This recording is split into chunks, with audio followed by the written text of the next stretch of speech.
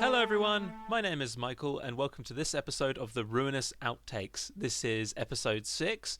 It's been quite a long time since we've gotten some episodes out. There was a very big conundrum with breaks and all that, but it's all sorted now and ready to go. In today's episode, I have a co-host. The first time ever. It's Finn. It's good to have you on. In today's episode is a much discussed topic of the Ruinous Outtakes. Today will be the Primarch tier list, where me and Finn will work together to rank the Emperor's Sons from S to D tier. And then at the end, we will settle on the best of the best and the worst of the worst. Absolutely. Because there's always a bottom to a barrel, but there's also a top. Yeah. But you got the cream of the crop. Yeah. But before we can get into the fun stuff, Finley, I do have to do the recap. So I'll get this done as fast as I can. I will quickly have a nap. Okay. In episode 6 of The Ruinous Outcome, it starts off with Gallius and Royce Vertitas having been caught trying to slip away from the crowd. As we speak to the leader of this strange, what seems to be cult or militia, Royce forms the plan to fake a surrender to get them into a secluded area and have a more private conversation. The plan actually works, and we are escorted to an old administratum building. On the other end of things, Barametrius and Amaros watch as we head towards the building, and Barametrius is constantly hailed by a mysterious figure, one that noticed him in the crowd. After several times of being denied a name of this person, Barametrius sneaks up behind them and slits their throat, while screaming Vulcan's name. Unbeknownst to him, as he didn't check the body, it was one of the nobles of House Agalade, which Amaris discovers. It was Asbestos. This causes some tension within the party as they follow on towards where the other two were taken. Meanwhile, in this building, Royce stalls for time. He stalls by talking about, just general decor and complimenting the leader, which works strangely well. It buys enough time to get Barametrius and Amaris into the building, to which, after executing a security guard, they realize that it's actually demon. It's a demonic building. The walls are flesh, there's tendrils everywhere, and there are some very evil things coming after him. The other two are fully unaware to this, until Gallius checks in his Vox to hear the screams of the damned. He makes the executive decision to shoot first and ask questions later, and the fight breaks out. The fight deals heavy damage to both sides, with the group ultimately coming out on top and having to flee. And as they step outside the administratum building, the ground starts to shake. And that's where the episode ended. And with the recap done, we could finally get into the fun stuff. Finn, awake from your nap! Yes! Hiya. Sorry, I was dreaming about some prick not following my orders. Yes. I wonder who would do that. Right, shall we jump in? Yes, of course. But first, I shall explain the rules. Before you on the screen will be a tier list, with all 18 Primarchs that we can see. The viewers, you won't be able to see them until they go in the actual tiers, because I don't know how to record this in a way that isn't ugly. But yes, we have all 18 Primarchs here, and we're going to go through working together to put them in ranks that me and Finn deem appropriate. And I promise I won't let my personal bias get too far in the way with a certain two. I absolutely will. Understandable. But, to spice things up a little bit, we'll also give you just a very small amount of information on each of them. Just, something to help you know who they are and their character. And so, would you like to go first, or should I? I certainly would like to go first. I will start with the first son, Lionel Johnson. Lionel was raised on a jungle planet where he basically grew up to be the best knight ever. He was raised killing monsters, and he is effectively the embodiment of death. Throughout the 30k and Horus Heresy, he is established as being one of the best duelists of the time. Although I can't. He fights Conrad Kurz a lot, and he eventually uh, goes into hiding after his favorite son or slash brother Luther uh, betrays him. So that's pretty much the Lion. He leads the Dark Angels, and his homeworld was Caliban, if I remember. Caliban. Yep, that's it. I personally like Lionel Johnson. I like the stoic facade. No, it's no facade. I like the stoic being. I like the knightly values. The Dark Angels just always have intrigued me. Yeah, I really like the Dark Angels. I do like Lion. I like how much of a prick he is. Yeah.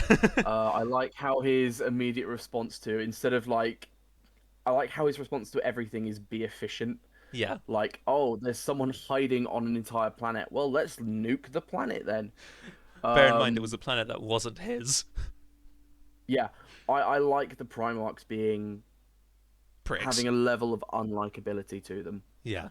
He's back again. He is in 40k. Um, yeah, I like that. I like that in his first fight with Angron, it wasn't like a sweep. He actually did get his ass handed to him a little bit. He was frantically bashing a shield into Angron's face most of the battle. Yeah, pretty much.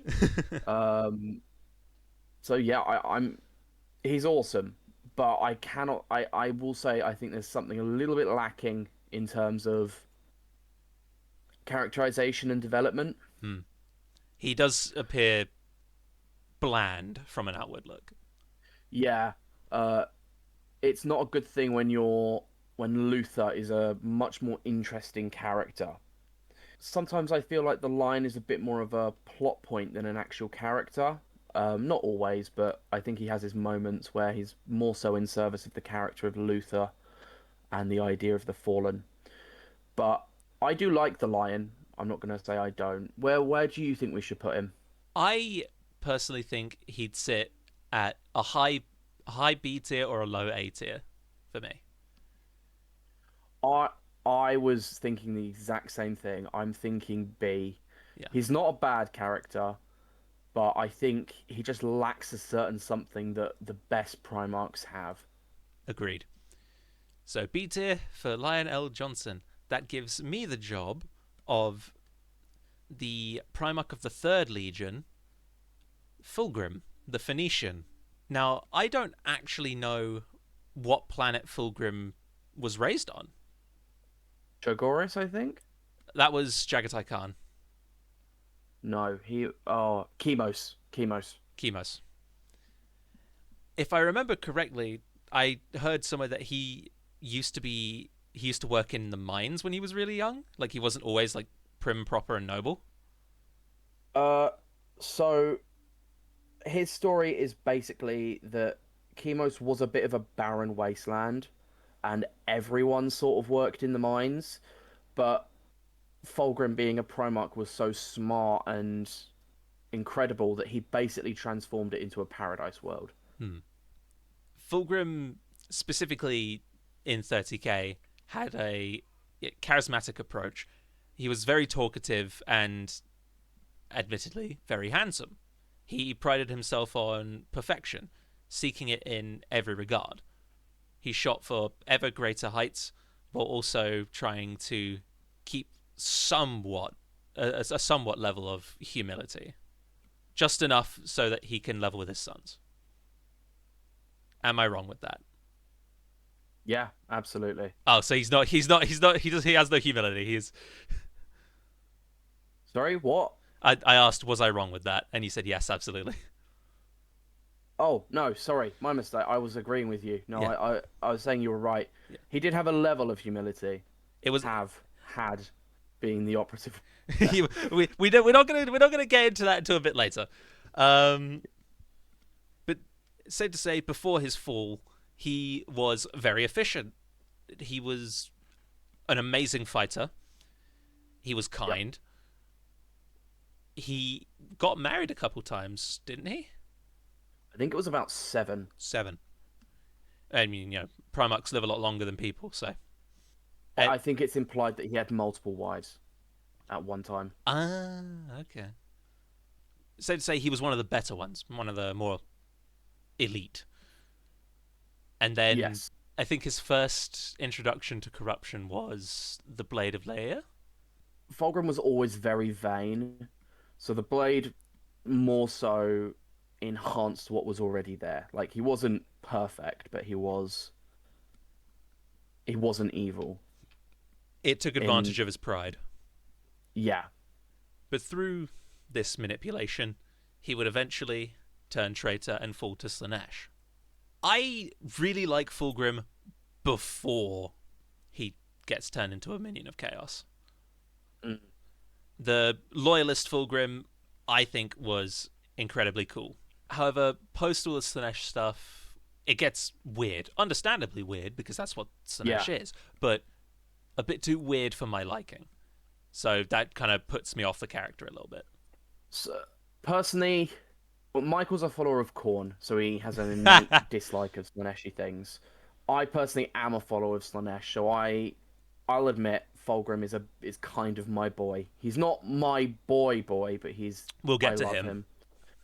Um, I love Fulgrim because he is, in my humble opinion, he has probably the second best story of any of the Primarchs Hmm.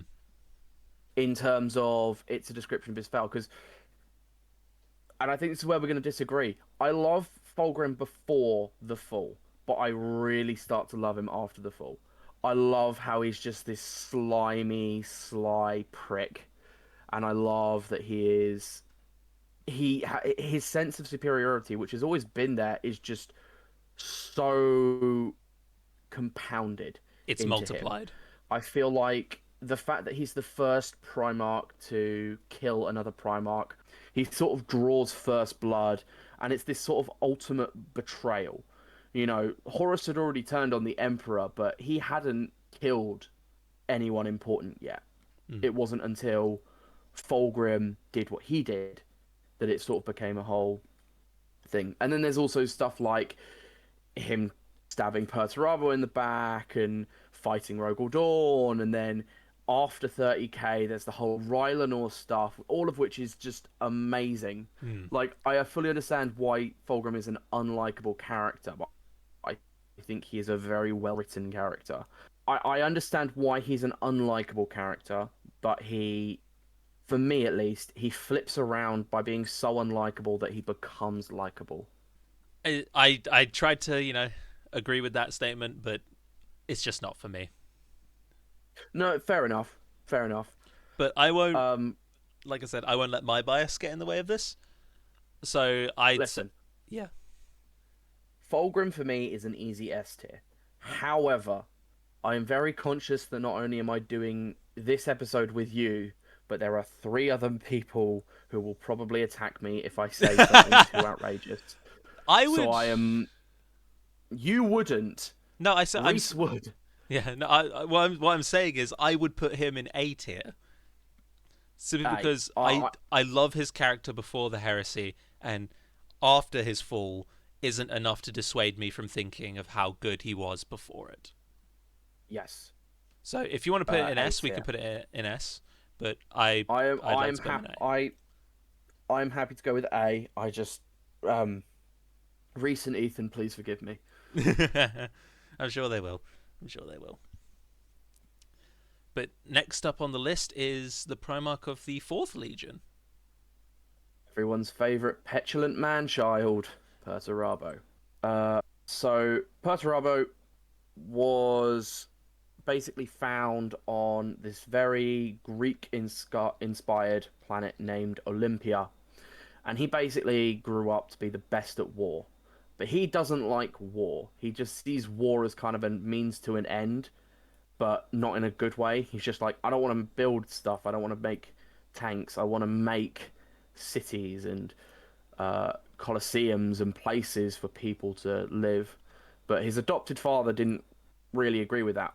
So when the emperor came down and said, "Son, I'm going to do what you've always dreamed of. I'm going to send you to war," Perturabo wasn't particularly happy, and it didn't help that he was really good at his job.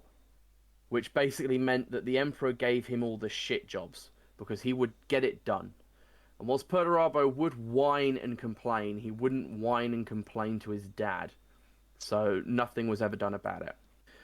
This eventually struck up a rivalry with Rogel Dawn, which was compounded on when the Emperor chose Rogel Dawn to build the Imperial Palace. Granted, the Emperor's a prick, just in general, to Perturabo, but Perturabo is such a petulant child that he just can't put things past him.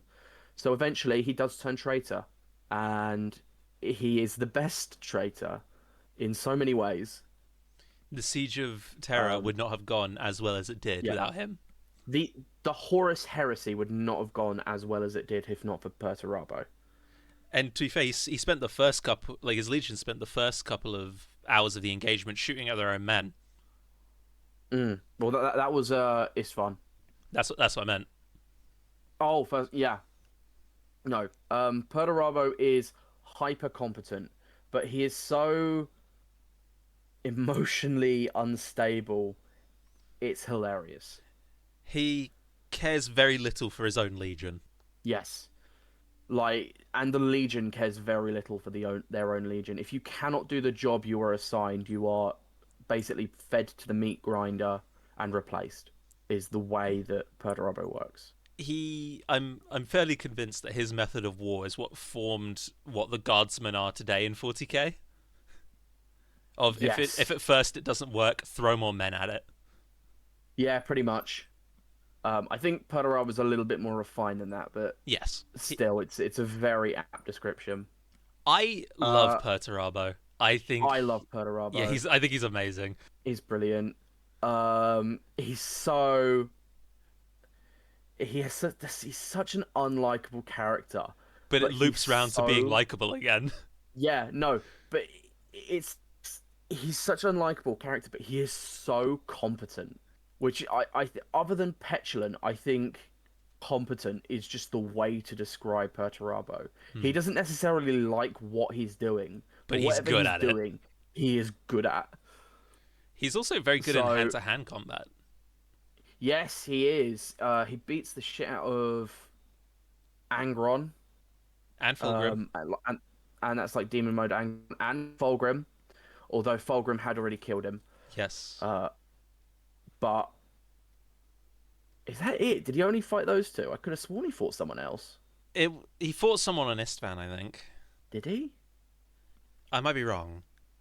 My 30k needs some brushing up. I don't think he did. He But fought anyway, a fleet of Imperial Fists in the Fall sector. But that was more of a fleet warfare. Yes. Yep. And then there's the whole thing with the Iron Cage. Oh, yep. Which is hilarious. Not even I know how to get into this one. I don't know about you, but I feel very happy putting Perturabo in S tier. Oh, absolutely. I don't know if you wanted to go A or something, but I think Perturabo is S tier for the petulant yet competent man-child. Yeah, which is something you will never hear in any other in any other franchise. All right. Next up is the Primarch of the 5th Legion, Jagatai Khan. I know very little about Jagatai Khan, but I will do my best with what I do know. I'll fill in some gaps. Yeah. He was raised on the planet Churgoris, where I believe they had like a strong connection with the wind and the sky and all that. I know his fighting philosophy is very much hit and run tactics, lightning strikes and guerrilla warfare, and a lot of speed. Jagatai Khan himself doesn't really like to take shit from other people. He's very stoic in that regard, where if someone throws an insult at him, he will just throw one right back with very little care. And he was very much on the fence of not knowing what side to join in the heresy. He was more so weighing it up between what would be worse. I know he cares for his legion, and there was also a moment where he got stuck in the warp. When was that? I remember a moment in the Horus Heresy where he had to perform hit and runs against the Death Guard and the Emperor's children while trying to escape. I can't remember. that very well might have happened. He's had several clashes with the Death Guard. Hmm. Especially in the Um, Siege of Terror. yes, but there was also one before that in the ruins of Prospero. Oh yes, I remember that. Um, and there's also this absolutely incredible part where he's playing chicken with the Alpha Legion. We'll get to them later. Yeah, but that's that basically sums up my entire knowledge on the Khan. I know that Yep. he's very much a no shit type of individual. He's not a fan of authority. He's not a fan of the Emperor. He understands that the Emperor's like a dictator, and he doesn't like that. He doesn't uh like the idea of this supreme ruler and stuff. So he's not entirely on board with the Emperor, but he's still loyal. He acknowledges the faults of the Emperor without having turned traitor. Yes, and he doesn't, Yeah. yell at the other Primarchs for liking the Emperor, No, no, unlike no, the no. traitors. So, Michael, what are your thoughts on Jagatai? I he as interesting of a character he seems. Every time I've tried to learn more about him, it's never fully hooked me. Yeah, I know he's had some funny interactions, and I know that he's an absolute menace in combat. But other than yeah. that, I wouldn't put him higher than B tier. So, for me, what I learned about the Jagatai is I think a lot of people can perceive him as quite boring, but in truth, he's just not very outspoken. He doesn't boast about his actions or his pride. He lets his actions speak for themselves. And, a lot of that is he's very understated, he's very underestimated. He doesn't really have he doesn't really have like loads of friends amongst the Primarchs. He gets along with some better than others, but still. And even then, but I think a lot of that is made up for just how cool he is. He's a really cool character. Just he's very competent. He's very self-contained. He doesn't blow his own horn, but when push comes to shove, he is good at what he does. Now, Yeah, with all that being said, yeah. personally, as someone who does like the Khan, I don't think I could put him any higher than a B. Hmm. Would you like to put him lower? I don't think I could go higher than B. B would probably have to Higher be than a B? the greatest that we put him. Yep. Okay. Okay. B, right Khan in the behind B. L. Johnson for now. Yes. Next up is another one of yours. Yes. Lehman Russ. So, Lehman Russ, Space Viking. He was born on the planet of Fenris. Not born. He was sent to the planet of Fenris. He was raised into like the greatest warrior the planet had ever seen, as all the Primarchs have. And eventually, when the Emperor came, he challenged Lehman to a competition of eating, drinking, and fighting. And Lehman managed to out eat and out drink the Emperor, which is impressive to say the least. Hmm. But he could not best him in combat. I believe that's the third one. So Lehman Russ is is to a level one of the Emperor's favored sons because like a lot of I feel like a broken record here, but he's very good at what he does. He's Hmm. competent, which cannot be said for all of them. No. He's good at what he does, and he is willing to do basically anything. He is like the shock trooper. You send him in, everyone dies, and then you send him out. But also, He, whilst he's doing it, he's boasting about it. He's often called the Emperor's executioner, yes. and he boasts of his kills. He takes trophies a lot too, doesn't he? Yes, takes trophies a lot, and he really hates psychers, which comes to uh, the next bit in the Horus Heresy, which is uh, his most important role in the Horus Heresy is the burning of Prospero. So basically, he was sort of, I say sort of, he was like half tricked, half completely up for burning down. killing Magnus and burning down everything he'd ever lived for, uh, which he does pretty much. Hmm. Magnus does survive, but Prospero dies, and then after that he spends a lot of time just kind of fighting his way back to Terra. He also tries to attack Horus Lupercal directly. He does. Yes, he has a one-on-one fight with Horus and Gets destroyed. loses. Yeah, loses. But yes, I think Russ is a bully because he is. Yeah, he's a bully. I think if you take him at face value, he's a lot worse than he actually is. But still, he's a bully. Yes. And personally, I see why people really like Russ. I don't. I don't like Russ, but you're the corn worshipper. How do you feel? I find Russ's way of fighting interesting. Very much a fight the biggest thing, go for the head. Mm, He's very good at tracking. He commits atrocities yeah, with nearly a smile on his face, but he's just a savage. He is. Well, no, he wants you to think he's a savage. He's actually very smart. yeah. He is he's the opposite of the lion from earlier, who we didn't really talk too much about. Whereas uh, the lion is an animal pretending to be a knight. Lehman is the knight pretending to be an animal. Hmm. They actually came to blows twice, didn't they? Yes, they did. I can't Before remember. and after the heresy. Yes, before the heresy, it was hand-to-hand combat, and then after the heresy, I didn't know there was one after the heresy. If I'm completely honest. But that's after the heresy, so it doesn't really matter here. Lehman Russ, I can't in good conscience put him any higher than B tier once more, but I'd like to put him in C. I don't like him. I know why Yeah, people do like him. I don't. I think if this was an objective quality ranking, he would be a B or an A tier. Hmm. But This I is a think bit of our we opinion thrown in here as well. yeah, I'm not willing to go D To because D. I do think. Sorry, To D tier. I'm not willing to go D just because I think he's a very good Okay. character.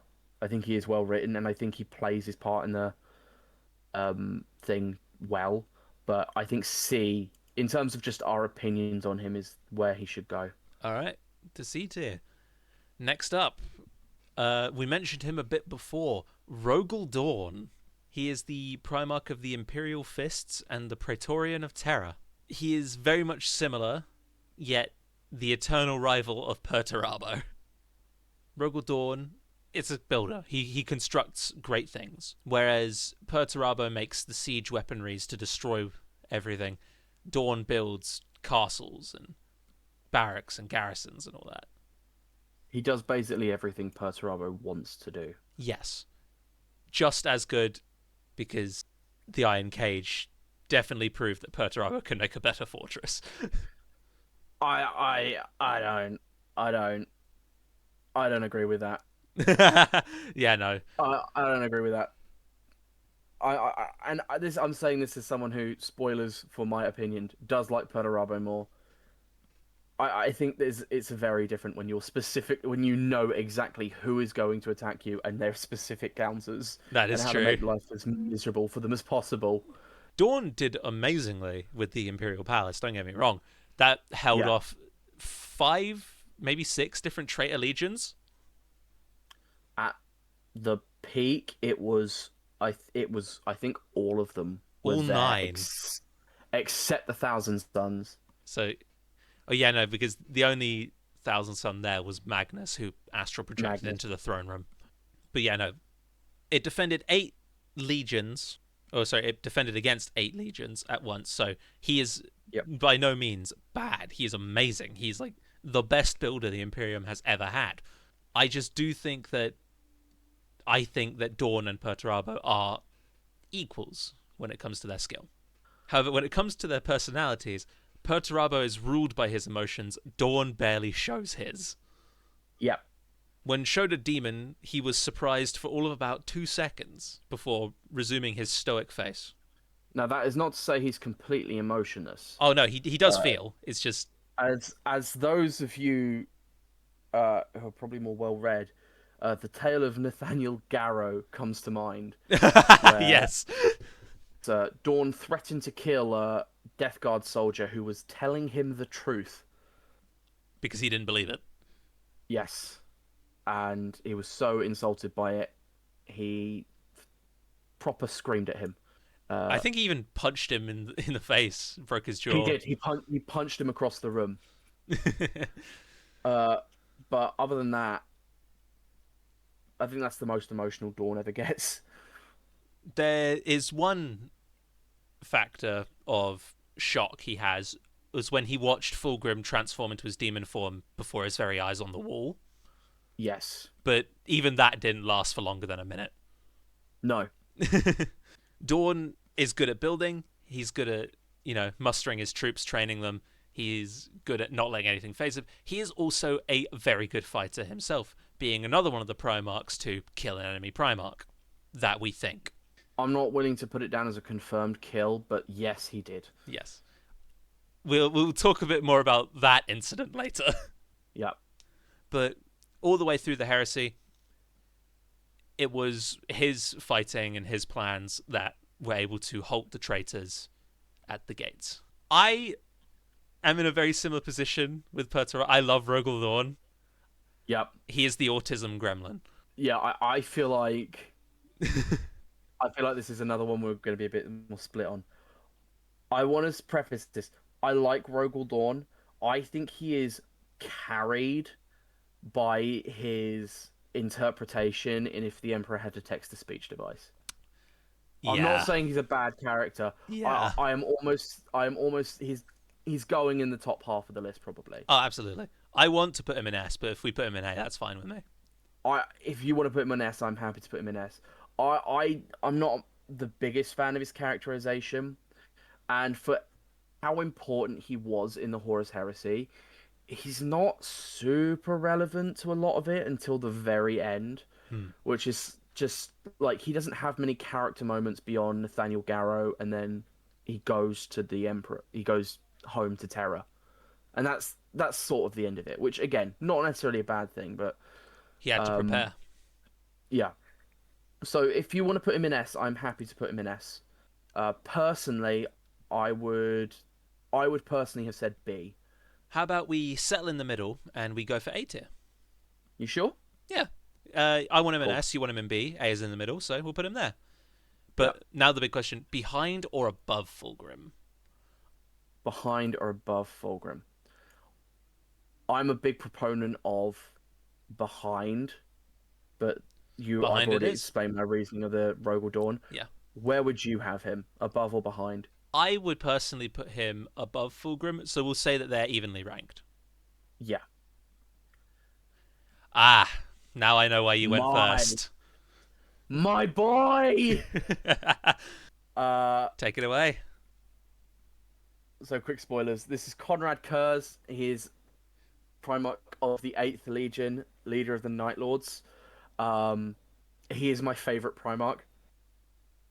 His story is really tragic, but it's also, Entirely his own fault.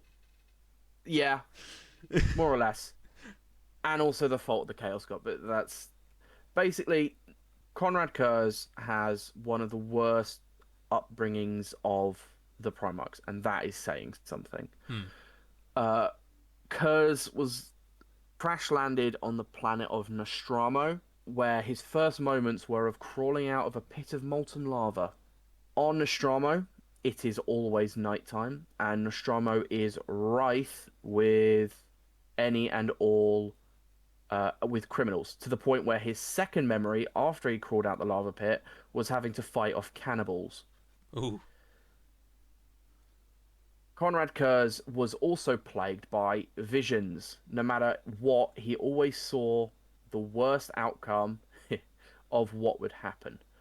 So he can see the future, and he can see his own death, the death of everyone he could even remotely pretend to love, and he knew everything that was going to happen, and he is so convinced by it that he lives his life knowing what is going to happen, and he kind of doesn't see the point in everything.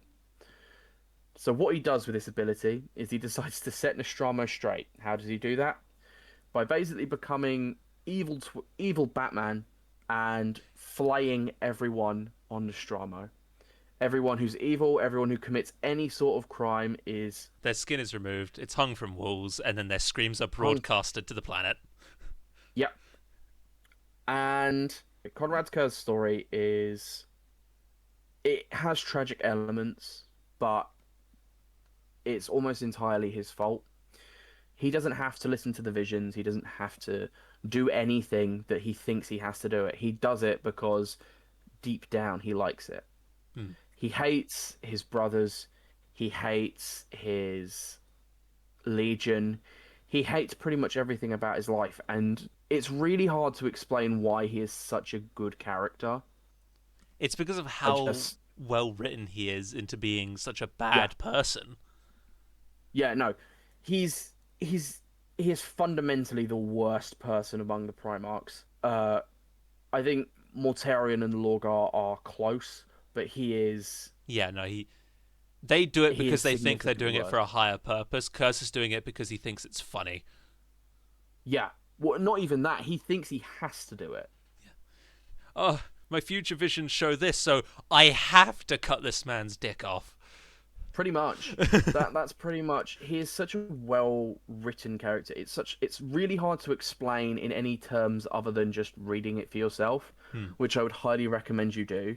I would like to hear your thoughts on Curse. Now, I don't like to reveal my opinions on Curse because Curse is a bit of a sensitive topic at the table. There will be pitchforks and torches for me saying this, but I actually really like Curse. Yes. I think that it's so hypocritical of him. It's amazing. When an evil character is nothing but hypocrisy, it's amazing. I love it. Yeah. I think that everything he did was disgusting and awful, and he got everything that was coming to him, if not a little Yeah. No. less. None of it was justified. His death scene is probably the defining. Spoilers. He's dead. His death scene is probably one of the defining moments of the character because it's what his entire thing was building up to. He knows how he's going to die, and he knows when he's going to die, and his death is too good for him.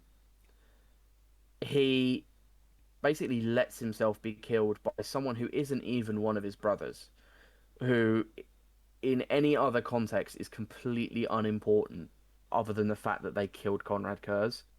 Yeah, no, because even just like with his character stuff and his death, there's even more funny bits, which comes to his fights with the other Primarchs. He has some of the most fights, and they are all hilarious. If it weren't for Kurz, Lorgar would have died on Isfahan. Yes, yeah, Corvus had him by the gut, claws synced in, yeah. ready to deal the final blow. Lorgar was flailing, headbutting desperately to get out of that. Mm. And it was Conrad Kurz of all people, Yeah. and like he's no pushover. He's in a duel. He is one of the best to have It because he just. can see the future. So he knocks the fuck out of Dawn Hmm. at one point. Like literally knocks Dawn out, and that's hard. Yeah. That is hard. He can take a hit. And he goes toe to toe with the Lion, and I don't think there is anyone except maybe Horus who could have done that. I agree. And sorry, I agree. yeah, and it's all because he's got future vision, because the Lion is just so good at predicting his moves, but Kurz can see where all his moves are going to land. So it's just the perfect fight of no one can land a hit on either of them. Hmm. And they routinely beat the shit out of each other because of it. And don't forget the time that Kurz played Amogus on Lionel Johnson's ship. Yeah. He hid, and this is a Primarch, so he's about 15 feet tall. He hid for about a year. Yeah. And all the while, like every single time that the idea of thinking, oh, Kurz is probably gone, Kurz would do something to remind him, no, I'm still here. I think so. If we're talking about tiers now, Yep. you made it abundantly clear that you want him in S tier. Yes. I would agree, but at the lower end, S behind tier for Conrad Perturabo. Kurz. Behind Perturabo, I will say Yeah, the goat. the goat Now, my currently. turn. Yes. So we've had Finn's most favorite Primarch. Now we have my least favorite Primarch. I hate this man with a burning passion. It's Sanguinius. I don't like him. I think he's stupid. I don't like him. I have no valid reason to not like him anymore. I'm just in it for the love of the game. Uh, his homeworld was Baal. He leads the Blood Angels. He has angelic wings and long flowing blonde hair. He is quite literally, to most, perfection. He is an angel brought down from the skies themselves. And he's also a vampire, because as if he didn't have enough going on for him. Does he have the red thirst? I didn't think he had it. He does, but it's very much more kept under wraps because he's a Primarch. Okay. He can hold it back. His sons cannot. Yeah. On top of, being quite literally an angel, very handsome, skilled in combat, being son of essentially God, he has future sight as well, because fuck it, let's add another thing on top of that. And his future sight isn't flawed like Kurz's. No, no, no. He gets given the nice futures. He gets given the actual ones. There's too much. I completely agree there. And the worst bit is, he looks into the future, he sees his death, and he doesn't try to prevent it in any way, shape, or form. I know like there's the whole thing of, oh, but it was the best possible way. But surely you wouldn't want to go to your death in that brutal a fashion. Why even fight that hard if you know what the outcome's going to be? Why act surprised when your brother you've just stabbed heals in front of you? You've seen it happen!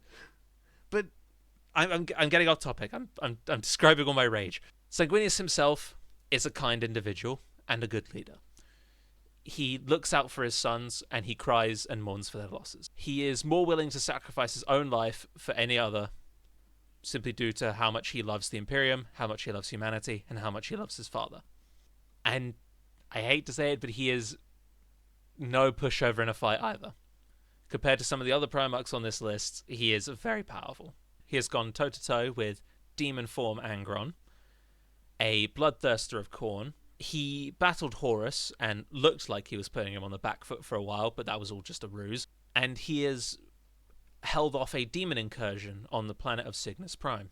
With all that said, I don't like him. If that wasn't obvious enough. Finn, what are your opinions on the Angel? I'm a lot more neutral than Michael is, but I do not care enough about him to argue for anything. Like I like his I like the idea that he died for the Emperor, but I fully admit that I know why Michael doesn't like it. I understand that you want to put him in D, and I do not have the passion to defend him. Okay, yeah. Thank you very much. So We're putting Sanguinius in D tier.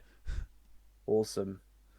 Now, Ferrus Manus is the next one. Wow. And I believe that's yours. This guy, so we've gone to from your least favorite to quite possibly my least favorite. Actually, that might not be true. I think I'm a little bit more passionate about my hatred for another character. What is there to say about Ferrus Manus? Not a lot. Not a lot. Ferrus Manus is the Primarch of the Iron Hands. He is the 10th son, and that is pretty much all there is to say about him. He has some level of lore. He doesn't like technology, which is rich coming from what the Iron Iron Hands Hands will are become. now. But he is, and this exemplifies the problem I have with a lot of the Primarchs. He's a plot point. And I think GW does a good job of making some of the lesser known Primarchs not plot points.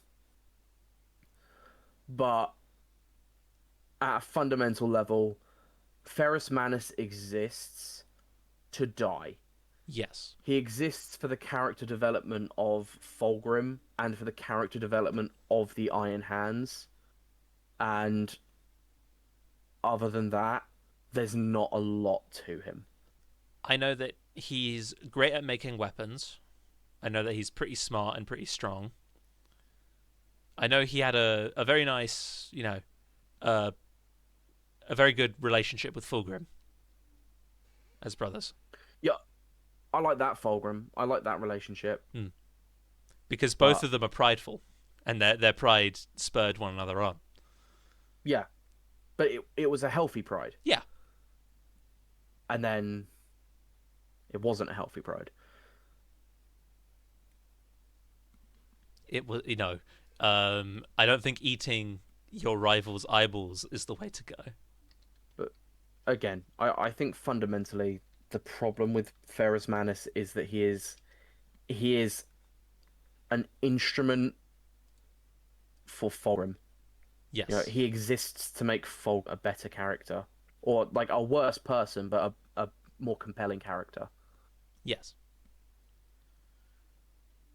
That being said, due to lack of character, I'd probably have to put him in C or D tier. He's quite the quite the blank sheet. Yeah. So where do you want him? Um, Probably bottom of C tier. I don't hate him enough to put him in D. Yeah. C tier is. My next one will be Angron, the Primarch of the World Eaters. He is through like it's a very close tie, but I think he is my favorite Primarch. Angron was sent to the world of Nuceria. I think that's the one. Yep. New Syria. Awful place. Awful place.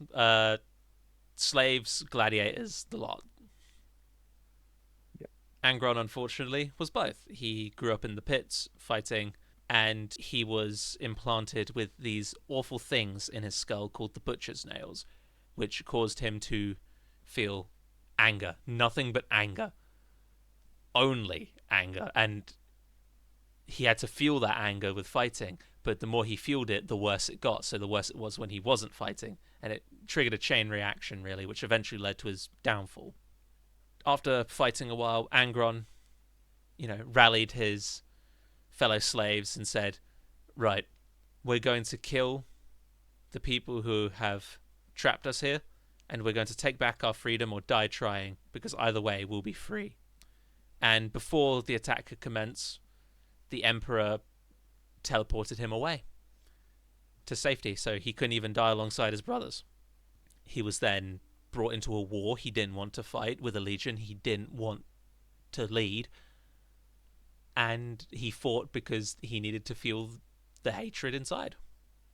He's not a nice person, absolutely not. He's committed many atrocities. He, instead of claiming worlds for the Imperium, he just rather burn it and leave it barren.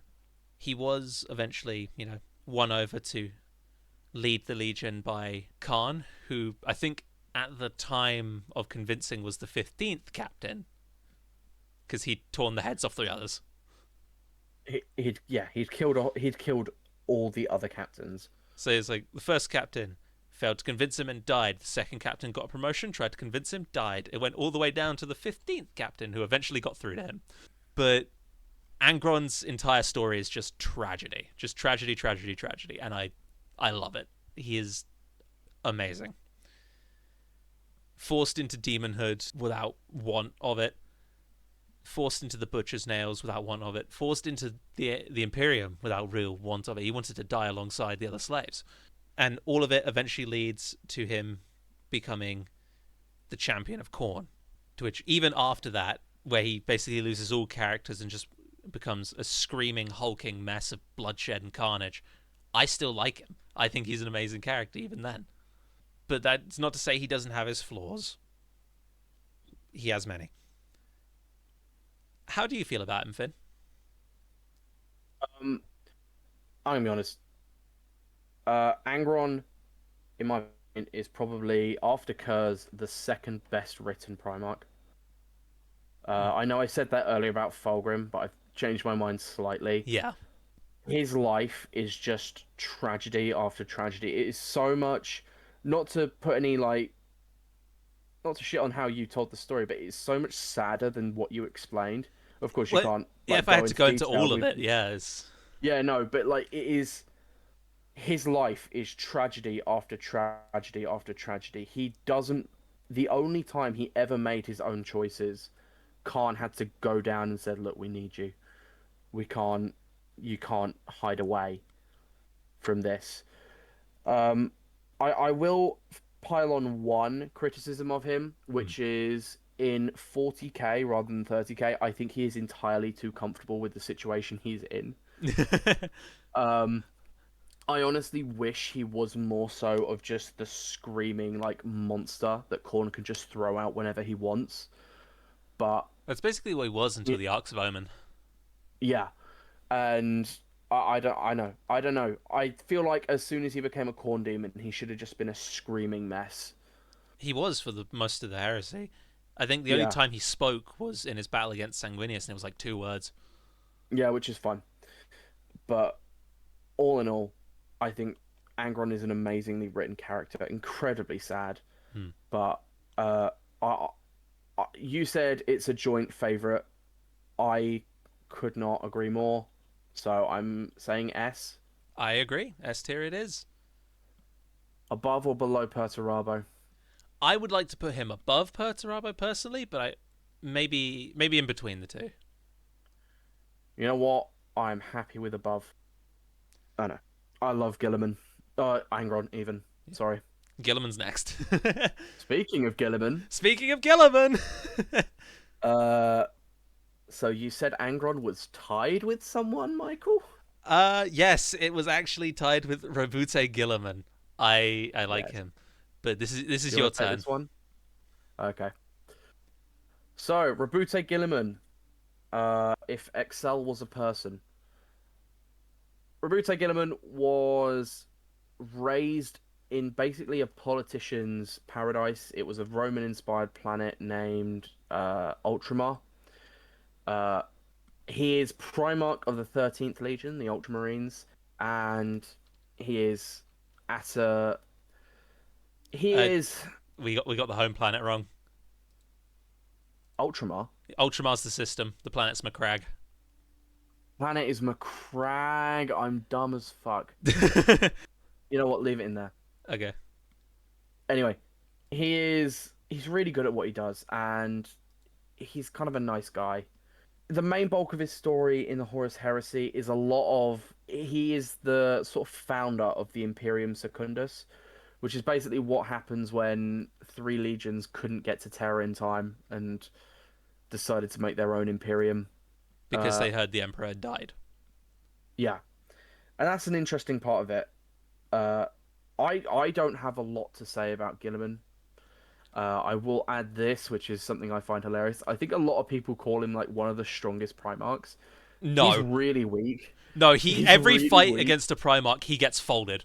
He got Yeah. folded by So Lorgar.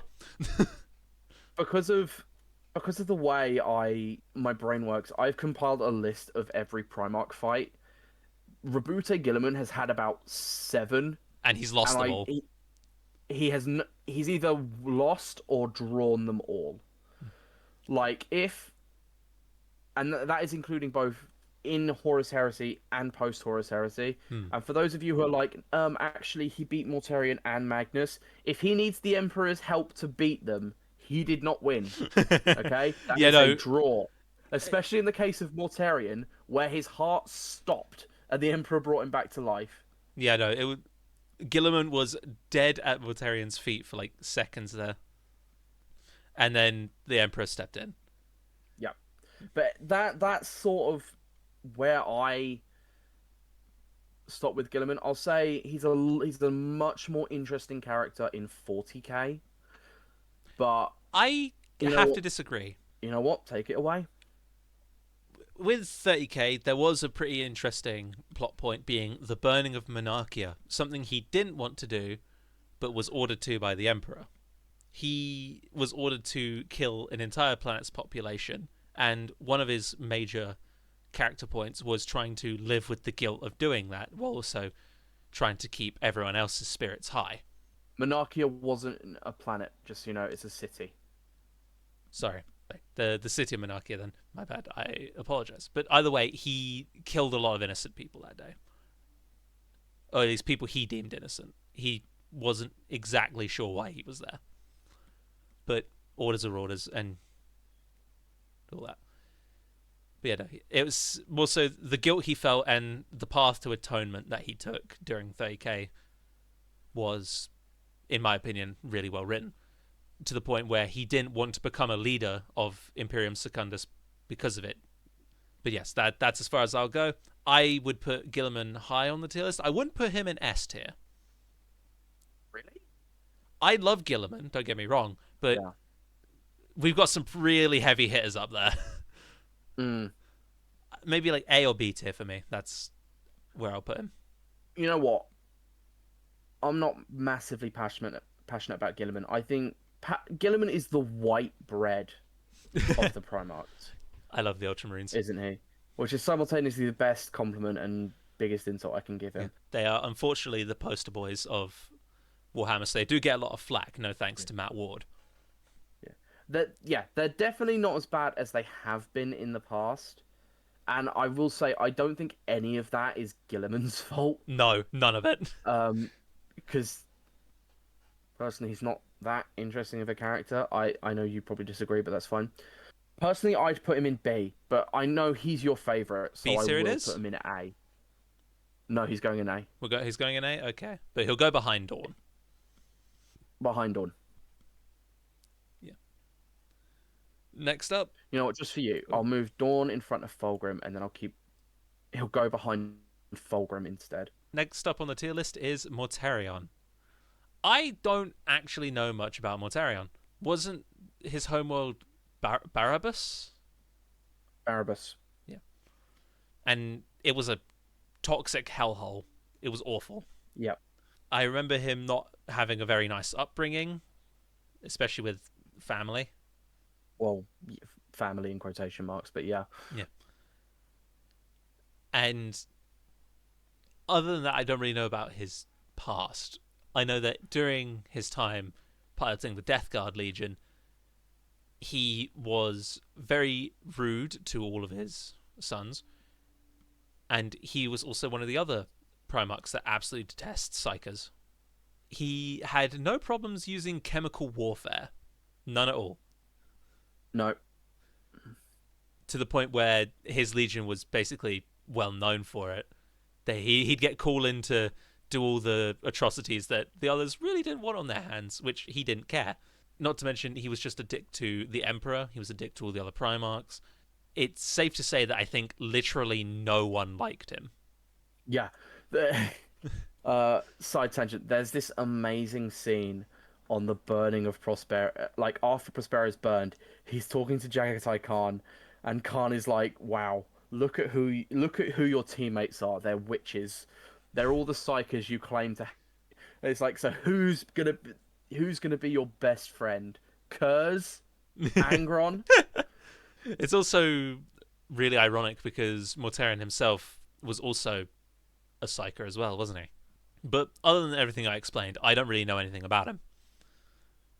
I've never been interested to learn. Yep. Allow me to fill in some of the gaps. So his upbringing was awful. Barabbas is a toxic hellscape. But he was actually raised by the nobility in a cage under their fortress, where the toxins were so. The nobility of the planet were these xenopsycha people, and they sort of just like kept him. Like, the toxins were so bad that even him, and he's got like massive amounts of poison resilience, where when he was at the top of Barabbas, the poison was still too thick for him, and so his adopted father beat the shit out of him. And even though Mortarion was willing to die for it, the Emperor came in and kill-stole. And ever since then, Mortarion has hated the Emperor. Mortarion is also one of the central figures in the Council of Nicaea, which is this whole thing that's more important to Magnus, but basically the Emperor was deciding whether or not psychers should be allowed, and Mortarion didn't want them allowed, and he got his way. Because most of the people agreed. Yes, well, I believe the voting amongst the Primarchs was actually pretty evenly split, but Horus, I think, Was the claimed deciding vote. neutrality. No, he claimed neutrality. It Ah. was either Horus or Sanguinius, I can't remember, but one of them was like, "I'm not going to partake in this," and so I think the anti-Psyker faction won. Uh, so Psychers weren't allowed in the Space Marine legions, and they'd be persecuted and stuff. But getting into more so the character of Mortarion, I really like Mortarion. Um, Personally, I think it's really nice that we have this character who, don't get me wrong, he had a sad upbringing, Hmm. but I feel like no matter what, he was kind of just destined to be a dick. Hmm. Yeah. I know it's really weird to say when there's Conrad Kurz in this pile as well. I feel like after Kurz, he's maybe the second most pure evil of them all. Just because he kind of was like destined to end up the way he was. Like, don't get me wrong, the Emperor pissed him off royally. Yeah. But even before that, he was just kind of the way he is. It's also a case of he didn't want to fall to the ruinous powers. One of his legionaries was already under the thrall of Nurgle. Yeah. And to some degree, and actually mostly, that was his fault. Typhus was first captain, but he was still being persecuted because Typhus was a psyker. And Mortari didn't like psykers. He did not. But I believe he didn't. He wasn't Typhus at that point, was he? He was. He had a different name. Was it Typhon? It was Callus Typhon. Yeah. But yeah, no. Mortarion, in terms of where I put him on the tier list, I could put him no higher than C. I would personally put him at B, but if you don't want to go higher than C, I agree. I think I'm I like already. Mortarion. I like Nurgle. Um, Yeah, I was gonna say. I think I'm already angering Jay enough by putting Mortarion above Russ.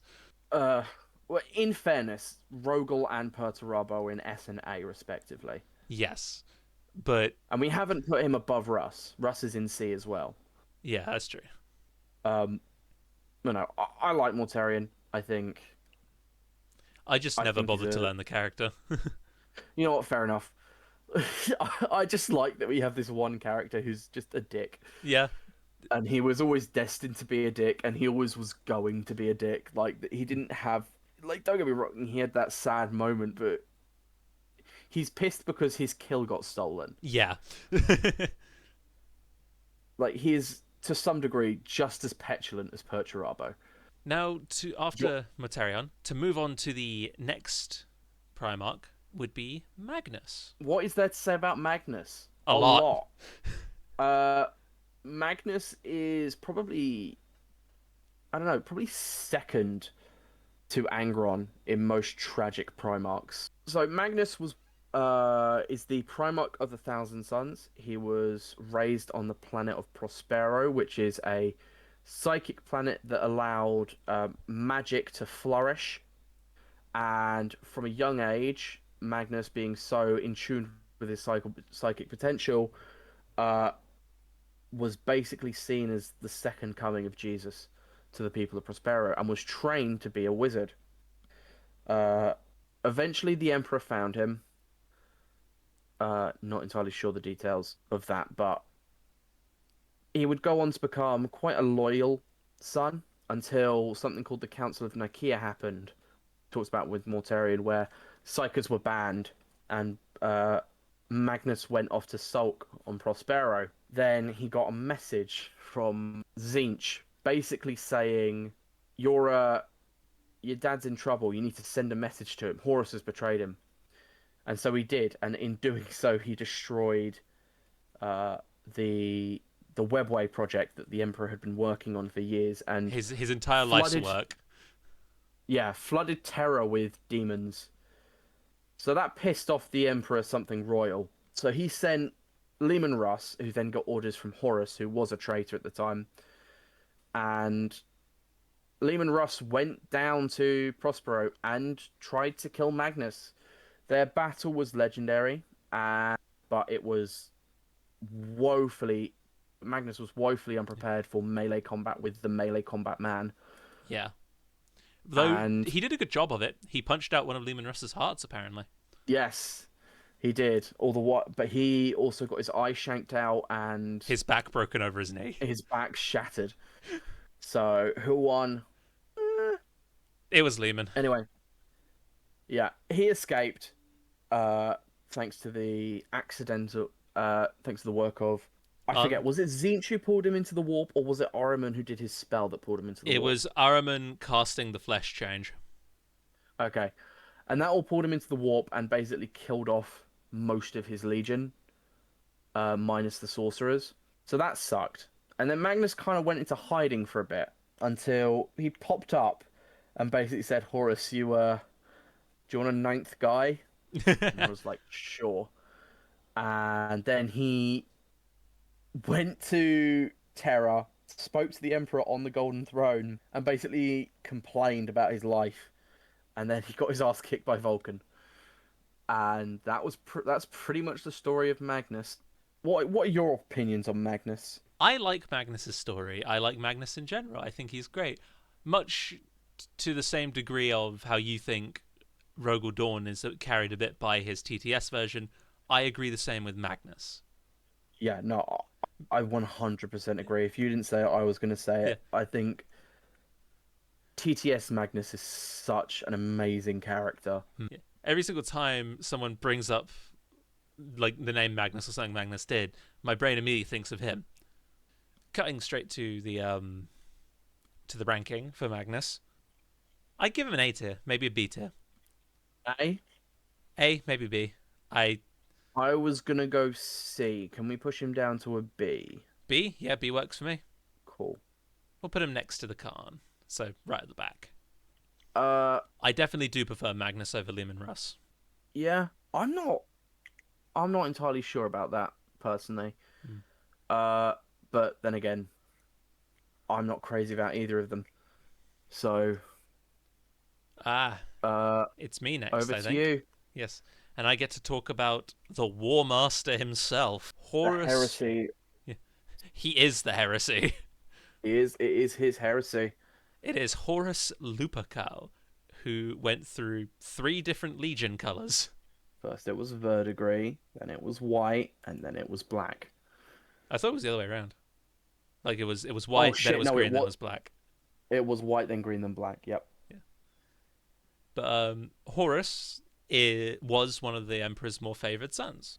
He He, was his favorite. yes, aside from Sanguinius. No, even over Sanguinius. Fair enough. I didn't know that. Okay. But even so, Horus, when the Emperor found all the Primarchs and gave them their tasks, and he left to go work on the Webway project, which had been the project he worked on for his entire life, he entrusted Horus to lead the Great Crusade to unite the stars under humanity's banner.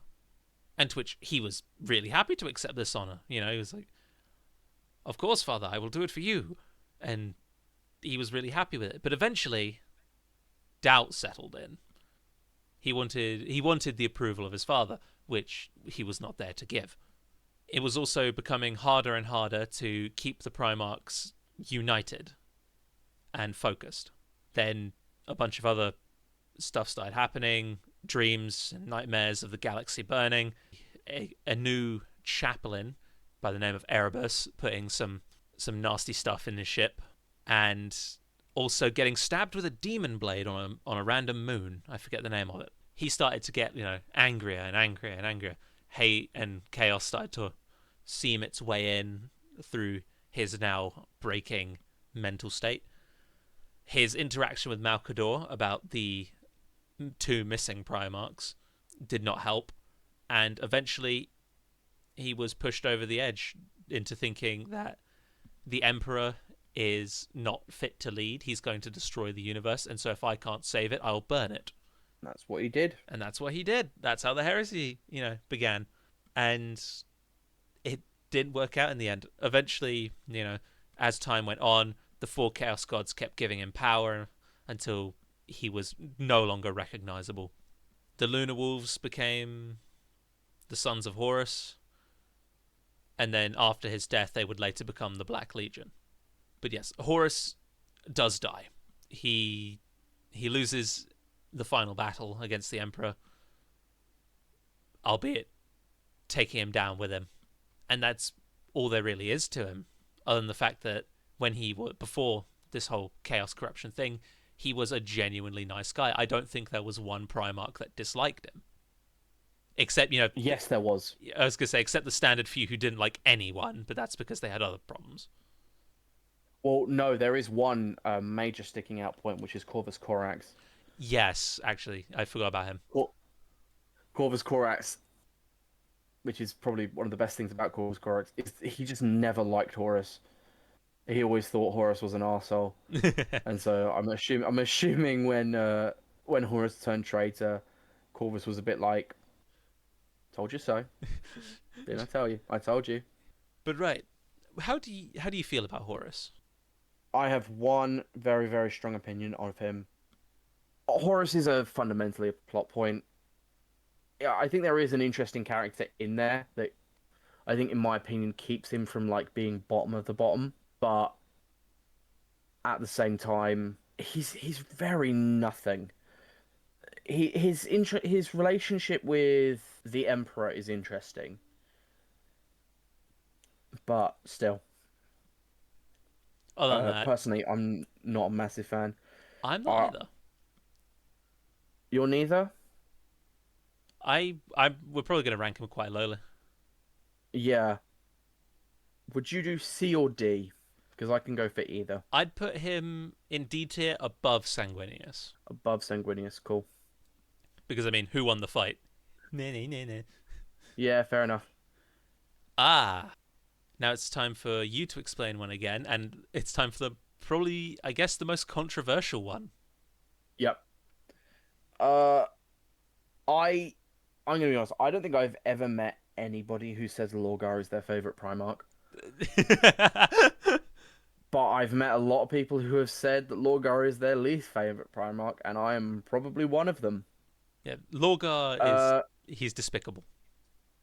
he is despicable, and you know how for like Conrad Kurz and Fulgrim and Peter I said they are so unlikable they wrap around to being likable. He doesn't do a 360. No, he He, wraps around 360 and then goes again. no, yeah, yeah. He wraps around so far that he's just that unlikable.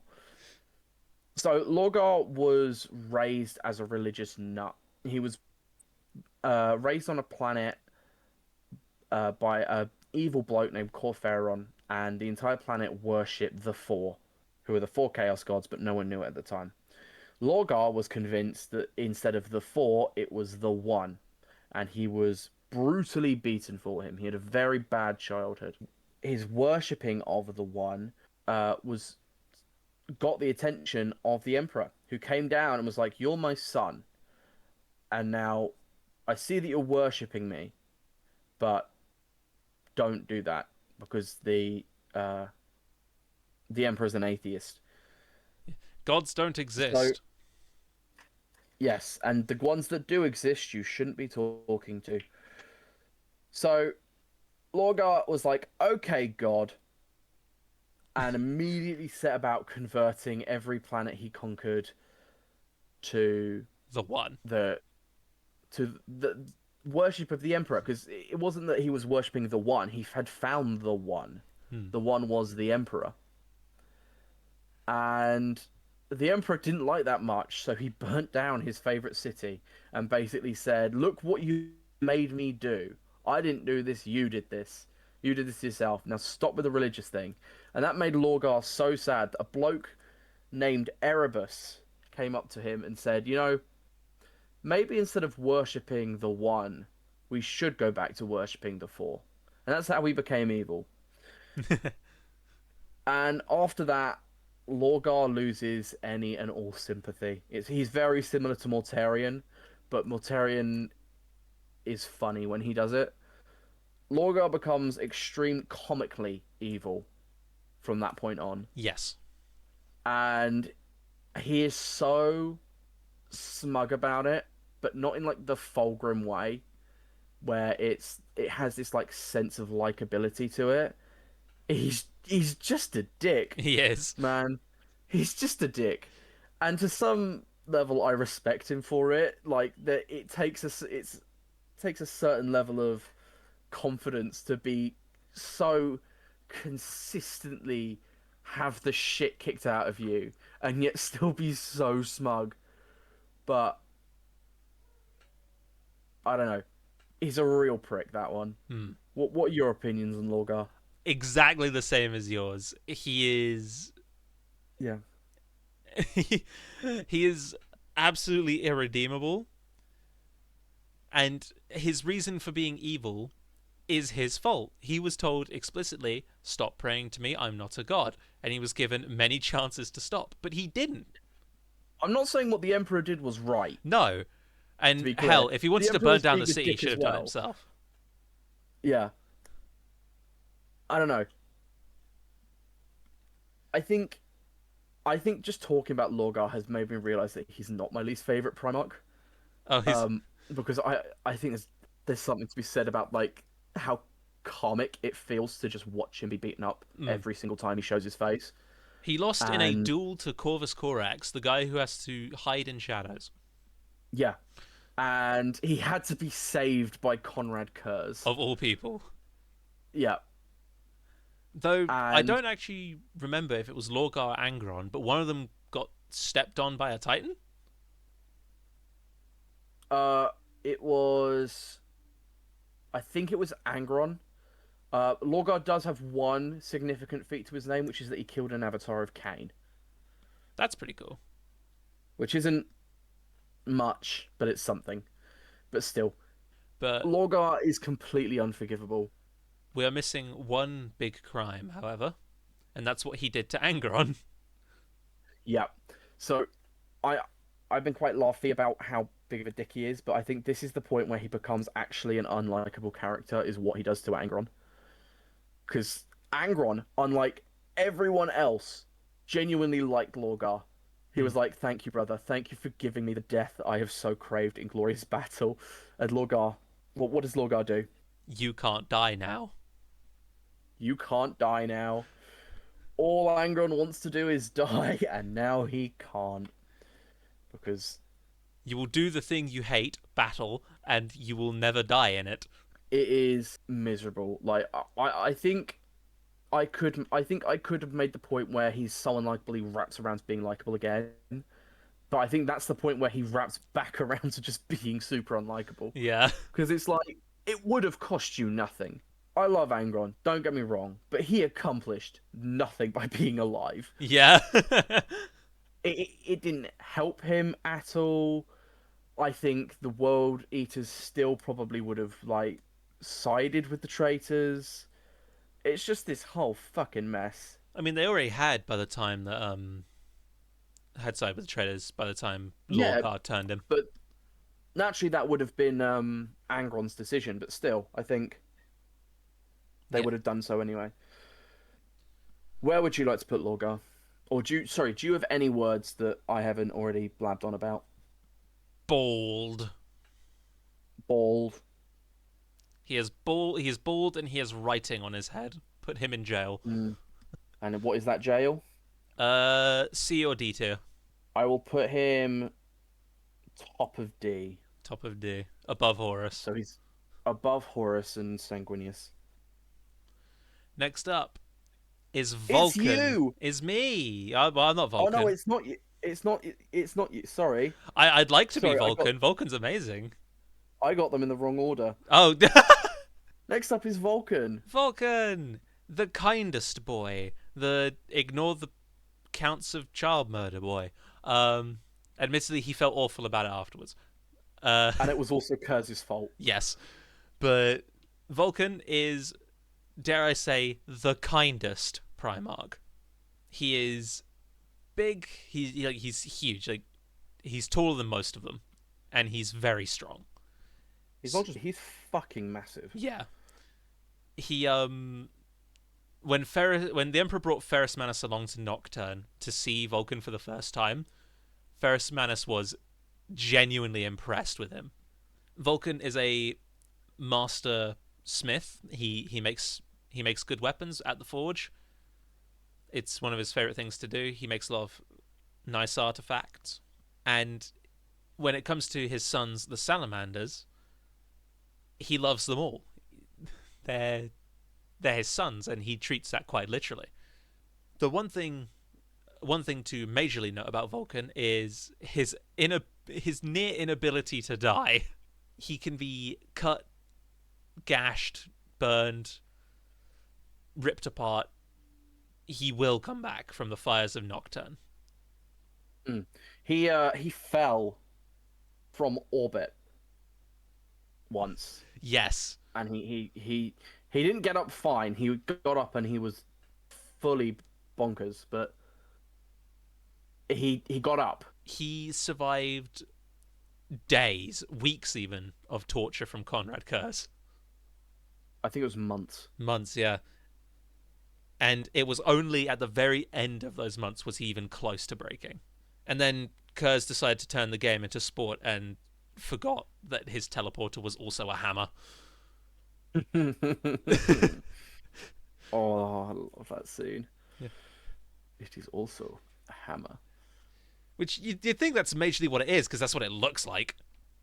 But, no, Vulcan, very compassionate, very strong. He didn't do much in the Heresy, which is sad, because I love Vulcan. Yeah, I think he's given a very good reason for not doing a lot in the Heresy. Yes. In complete fairness, the fact that his legion was wiped out and then he was locked up for months. He showed up at the end to humble Magnus, though, which was really fun. Yes, he did. He did get a good. He did get a Primarch fight out of it. Ultimately, even though there isn't Which much is to good. really go on with Vulcan, I think he's one of the better ones. I really like him. I love that he's kind. I love his empathy. I love his rage towards the Eldar, which is justified. It's justified towards the Dark Eldar Yes. because they're the ones who did the shit to him. Hmm. But Yeah, I think to it's some partially degree it's justified. Yeah. Yeah. I'd like to put him in B or maybe A tier. I would like to put him in S. In S tier, okay.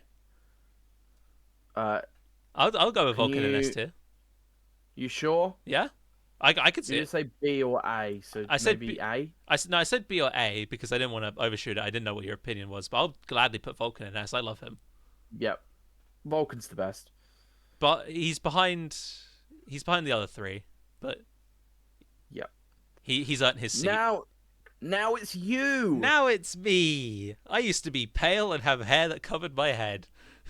And now you are pale and have hair that covers your head. Anyway, Corvus Corax. Okay. Corvus Corax. What can you tell us about him? I will admit Corvus is probably the one I know the least about.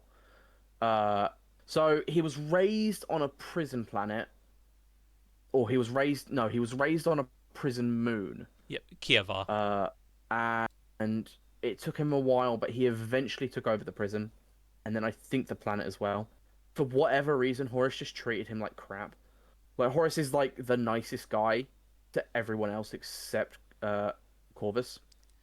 So Corvus joins the Imperium, and he's a very stealthy boy. His legion is the Raven Guard, and he's used for guerrilla warfare, asymmetrical stuff. The main detail of his characterization comes after the Istvan 5 massacre, in which almost his entire legion was killed. He did almost get revenge for it, though, as he almost killed Lorgar, but was stopped by Conrad Kurz. And he ran off. He led a small contingent of survivors, and eventually escaped. I believe after that, he sort of led a similar to what Kurz had done. He led a guerrilla warfare sort of offensive against the traitors, but because there were so few Raven Guard soldiers left, it wasn't super effective. And then I think at one point he met up with Lehman Russ. There was a small And then I think there was a small bit of that, yes, but particularly what happened after that was he went back to his homeworld to get some more soldiers, Yes. and Oh, that's it. Yes. the Alpha Legion was waiting. Yes. But no, I think before that, he actually made his way to Terra, and he was given raw, unstable gene seed. You had to get more soldiers. So he returned, and then he had a big conflict with the Alpha Legion. Uh, you probably know about more about Conrad than me. Can you?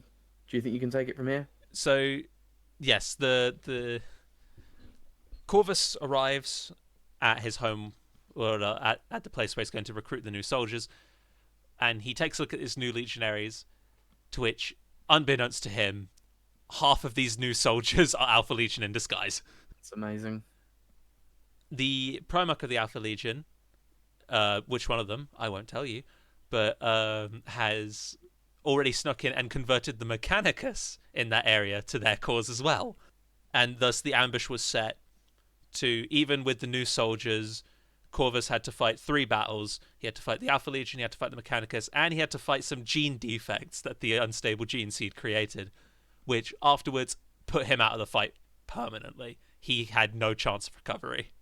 His legion was dwindled to so little that he couldn't get back in the fight reasonably. So that basically ended what he did in the 30k. And then after that, he basically stayed. Basically stayed where he was. He was one of the ones who objected to the Codex Astartes. I believe Or did he he agree to it? agreed to it. I think the main No, opposition. yes, he agreed to it. The main opposition He was agreed to it Lehman 'cause the Russ opposition- and Rogel Dawn. Vulcan, Russ, and Dawn. But no, he agreed to it, and then I think after a certain while, he just left. He just went to hunt down Lorgar. Yep. And he's still hunting down Lorgar to this day. We've heard although nothing about it in ages. Yeah, no, Lorgar has a big tower in the warp, and he can't leave because Corvus Corax is outside. Open up, Lorgar. I swear I won't jump you. Yep, which is pretty much it. I What are your opinions on Corvus Corax? like Corvus Corax. I like how he's essentially the good version of Kurz. Mm. He has a very acute sense of smell because he was able to smell the corruption on one of Lorgar's priests. Overall, I think he's just a bit of an emo guy, but I like him. I would like to put him at a high B tier at the very least. High B tier, yeah.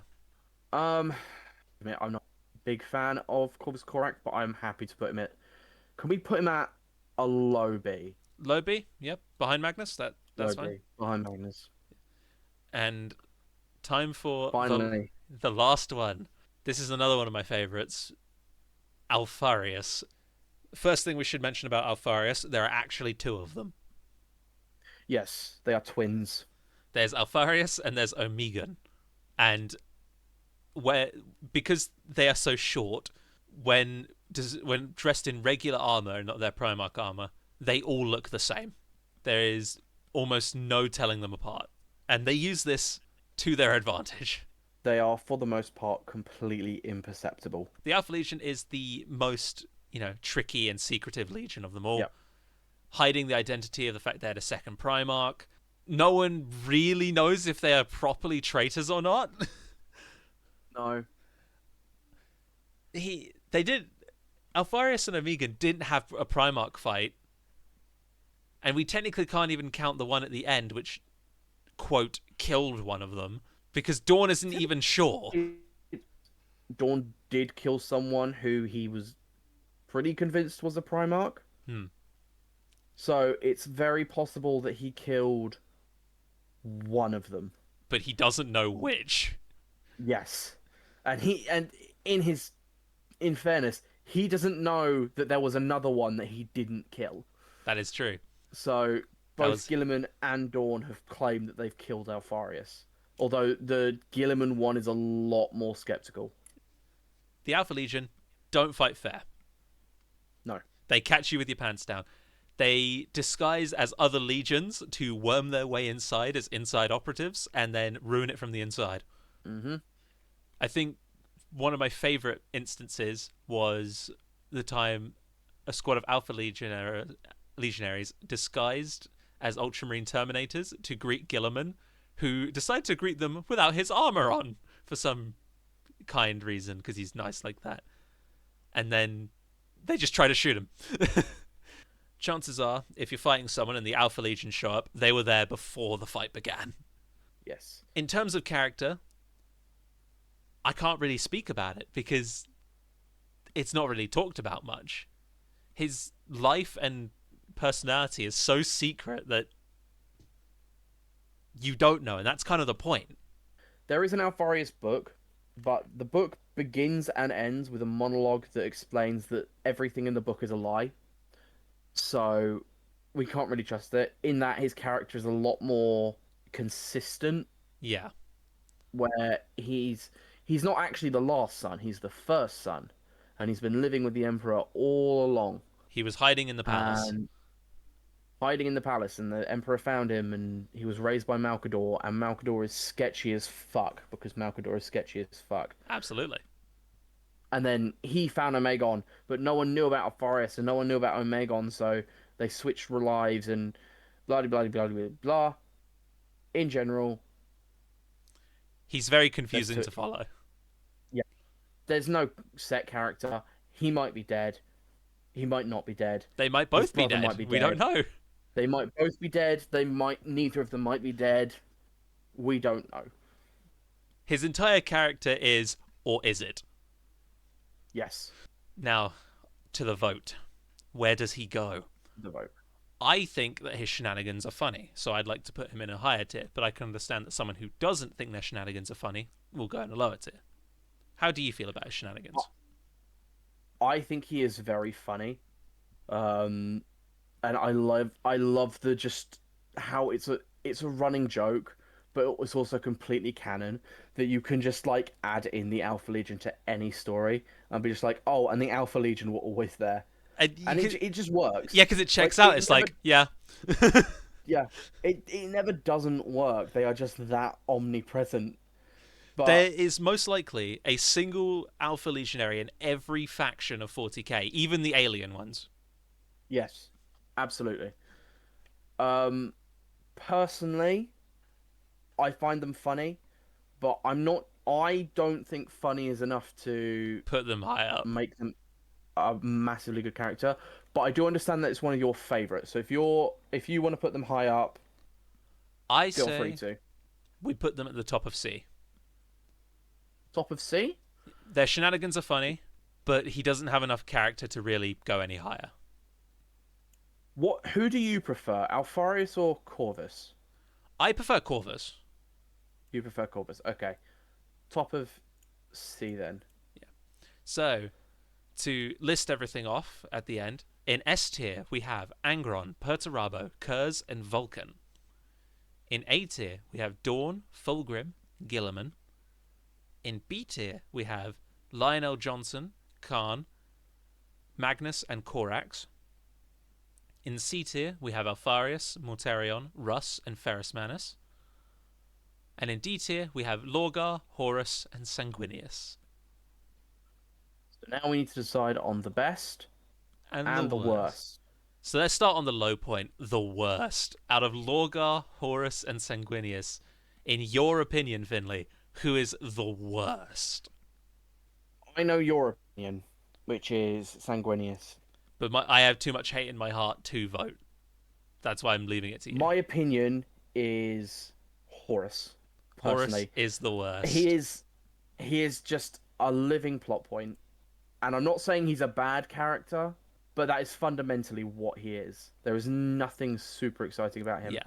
I think a very good explanation of Horus, of a very good understanding of Horus as a character, is that Abaddon is both, in my opinion, a more interesting character and is much more successful. Yes. In a lot of ways.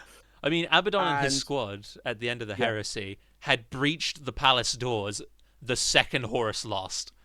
But no, in terms of Sanguinius, I won't argue, because I have too much personal bias and hatred to Sanguinius that it wouldn't feel fair. as I've researched more and more about the Primarchs, I've realized how a lot of them I just feel neutral on. Hmm.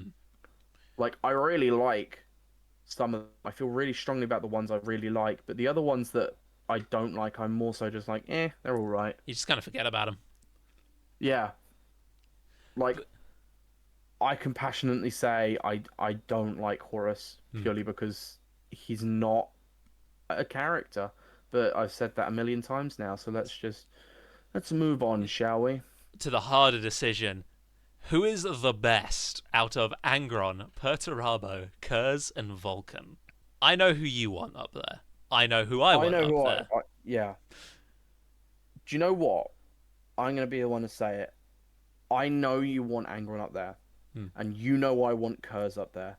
So let's say I don't think we. Perturabo. No, I don't think it's per. I think it's Vulcan. Vulcan. I know that's such a bizarre pick considering he is currently sitting at the bottom of S tier, I know, but but it just goes to show that Horus has, I'd say, almost quadruple the amount of time present in the Horus Heresy than Vulcan, yet Vulcan has so much more character. yeah, I understand it doesn't make much sense considering we put him at the bottom of S tier, but I just feel like he is the best. He is the best pick, yeah. He's the best pick. Like, if we said Angron or Conrad, I feel like someone would have like been no, they're bad because of this. But I really think people would struggle to call Angron a bad character. You cool with that, or would you Yeah, like to I'm make a I'm call cool. for someone else? I'm cool with Vulcan, though I would like to, put Perturabo back up into the running of this because we've both agreed that he's an amazingly good character, and he's one of our favorites. You know, this is gonna sound a little bit hypocritical. I don't think Perturabo has the presence. I think Kurz is a better written character. I think Angron is a much more tragic character, and I'm not going to argue that. I think they're both probably better written than Vulcan. I just think Vulcan is the best.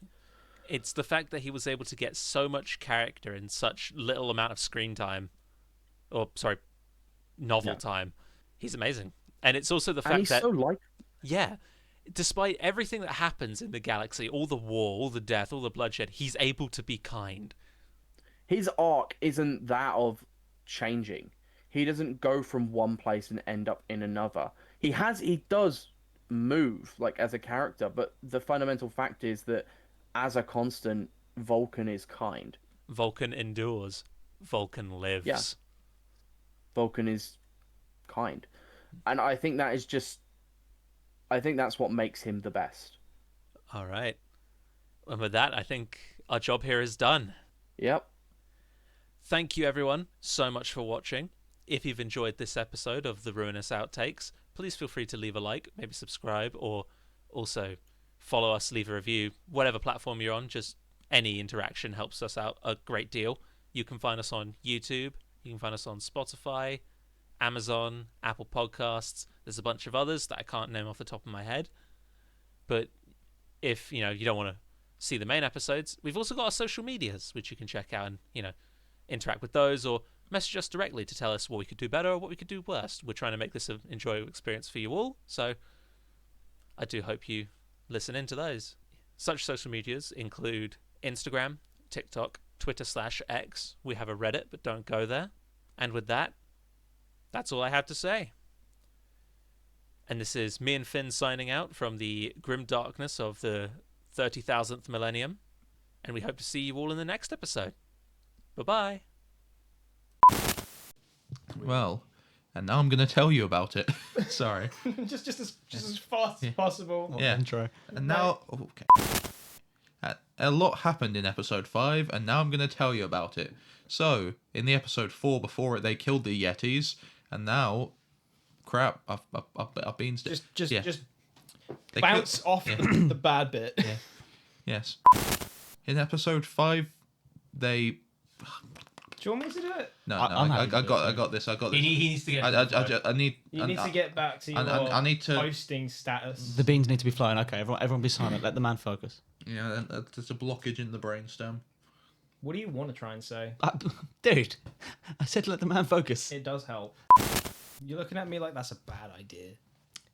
It's bad to leave your friends behind. Just kidding. You don't care about us. We're the riffraff. You are literally hired. Yeah. Which is funny because compared to us, he's the riffraff. I know, right? And the funny thing is, as well, is that I could shoot him in the back of the head, but because of where we are, no one would know it was me. True. Except it might look shockingly bolter shaped. Do you think they're ever going to find the body? That's probably going to get eaten. There's acid everywhere. You could dispose of me today. Oh yeah, like the acid rat holes. Yeah, The acid rat holes. The racid holes, if you will. Mm. Ooh, they Racid stinky, rat holes. stinky holes. Oh dear God, what is this? What's that? Sorry, Nothing. Finn. When he sees something, he doesn't know what it is. True. What is this unidentified object in front of me? Yes. What's up, Finn? Oh, don't worry about it. I don't know. I have no clue. I actually don't fuck it. It's weird. Look, Looking at it. it's moving. It's just a mound of dirt. Yeah. Oh, hold on. Sorry, let me just take a quick pause and have a Bronco stop tablet. I'm sorry.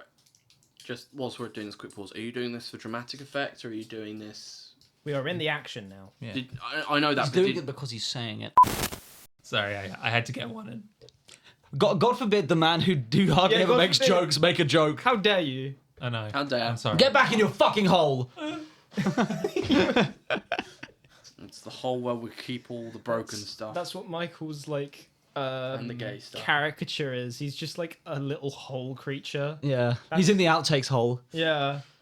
We give him a microphone and some Doritos. You're that guy who does the like trash. I love trash. Trash. I don't even know what we're referencing here. But anyway, let's continue. See that girl? Anyway. Hey, there, Steve. It's the Beatles cover. Oh my god, yeah. We're gonna kill Jay before he can finish the campaign. They just completely switch band as well. They go like, Ringo Starr, Mumma I Mia. forgot. I was gonna do a song and then I forgot. Here we go none again. of the Beatles. No, I wasn't gonna do the Beatles. None of the ABBA. No, it was gonna be like, I need a hero. Oh, I see. I need a hero tonight. It's raining men. Hallelujah. Hallelujah! It's raining men. Hallelujah. It's raining Colt 45 special. Oh Lord! Imagine all the people. Right.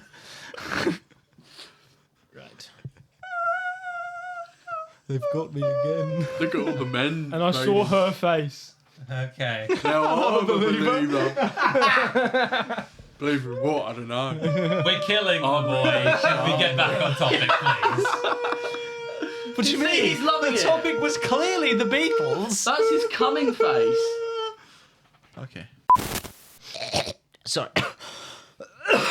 Sorry, boys. The gremlin wants to come out to play. Oh, Mud's back. Shit. Where the fuck did that? I was eating something. Where did it go? No, it's okay. It was in my mouth a second ago. Did I finish? You probably swallowed Did it. I finish it?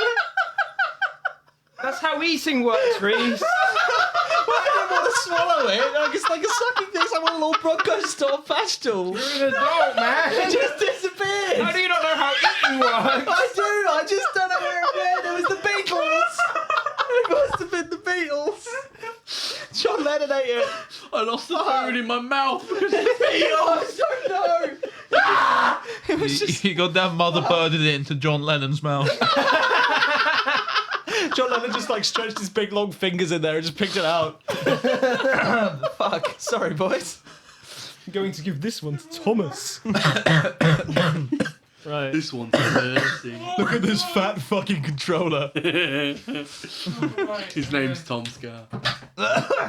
Oh god. Oh god.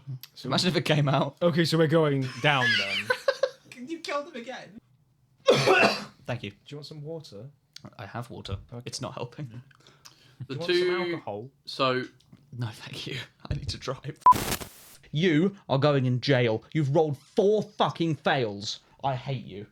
Go into the poo hole. hey, your dice tend to work for me. Can I just give it a practice roll? It's a new topic for okay. the 5-minute episodes. Dice Myth. We're going to talk about Dice Myth for the next 5-minute episode. Cool. Where's my other metal set? Oh, sorry, Dice Superstition. I need to imprison some of my dice. I don't just believe in can't dice. remember which I don't believe in like dice superstition. I really don't. I don't believe in dice. I don't- They don't exist. I've never seen them. Yeah. Show me a die. You haven't. Oh wait, they're hidden. That's a rock with numbers. Okay, they're just hidden in other places. Okay, you, I like you. You're my first metal set. You're going to do me well. I feel it. I quite like my 3 pairs of. Did you say dice. -1 That's ED or damage? Damage. damage? Okay. It's not too bad. No, that's I mean, worse. Ideally, you'd want I think ED, there I are think. actual rules for like damaged weapons, but I can't be bothered to read them now. It'll mess with the flow. Okay, I've just put -1 for stink. Yeah, it's You're so sincere. Context at He's taking it home. back. Ethan just handed me a glass of water, and I didn't ask him for it, but I was thirsty. He knows. Are you in my kidneys? He can imagine anything, Finley. I am the dungeon master. He just walked in and went, I can feel there's a blockage under there. I think you need a little bit more, to dislodge it. By the way, you're like slightly Yeah, and you need to check. causing audio terrorism. You need to check your penis. There's a varicose vein. Oh, nice. oh. Crap. Fuck is that? You good? Shit, there is. Oh, damn. Oh, Ethan, stop wishing in varicose veins. He's the DM for real life. Everyone. That's when you level up. You get another one. You get a varicose vein. You get a varicose vein. You don't. Yeah. Yours is a tumor. You get a varicose vein. It's a facade. Yeah.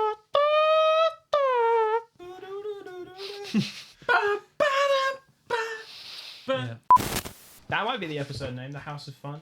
Mama mimi ma. But welcome to the House of Gums. No, sorry. Welcome to the House of Fun. Beatles cover. The not so soulless office. Welcome to the House of Fun. What's it? Something's on its way. Ringo, the walls bit me. Ringo's on his way. Or we could Bingo. just call the episode These The horrors Facade. beyond mine. Yeah, the facade. That's a really Facade. good one. The facade. Sorry. I don't understand these eldritch horrors beyond my comprehension. Ringo, the wall's got teeth. Oh, fuck, it does. The Muffin Man. The The muffin. Muffin Man? The Muffin Man! He's married to the Muffin Man. Also, you realise that, like, the Who's you? second... I? Yeah, you, Ethan. I, Podcast. Ethan. Yes. You realise that the second Barometrius learns that he killed Asbestos, he's going to go into a depressive episode. Yeah. He's not going to feel very good about that. Why is it wet? I think it's a simple action to get up. I don't think I've spent a simple action, so I'll get up. Your simple action would have Then you been slowly to do fence the the slime. leadership. Oh shit. Okay, fair enough. In that case, well, I'm We stuck. all I'm fell. on the Yeah. I'm on the slippy floor. Maybe Yeah. next time you just stand up. Well, Or is it yeah. your movement action? I'll consult. What's I'll consult the tome. Consult the bibble. Consult the bibs. How's stalling going? Fun. Fun. Sorry, well, that was weird. Ooh, my life be like ooh, ooh, ooh,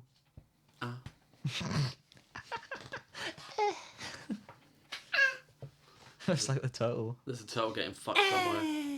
Yeah. Here, quickly roll me this. Just see how well it does. Okay. Heal me. I can go back. Okay. I rolled a 2 for Maybe you need reference. to jail your hand. Maybe you need a corn one. Maybe you need to go. No. I don't want to be messing with the ruinous powers right now. I'm trying to fight them. Who is- Don't do that. Who is the Zinch dice? 2. Me. That'll counteract. 2. Yeah, probably. 3. Oh, that would be worse because 4. We're in Okay, numbers you now. suck too. Right. I'm losing my green groove. is best. Green is not good for the. Oh, it's You're a it's my salamander. color actually. Finlay, there's a new Tom Star and Friends video. Oh, immediate roll Yeah, I 6. know. Goated. Okay, yeah. It just came Okay. out. You want to listen to me talk about the etymology of the word term.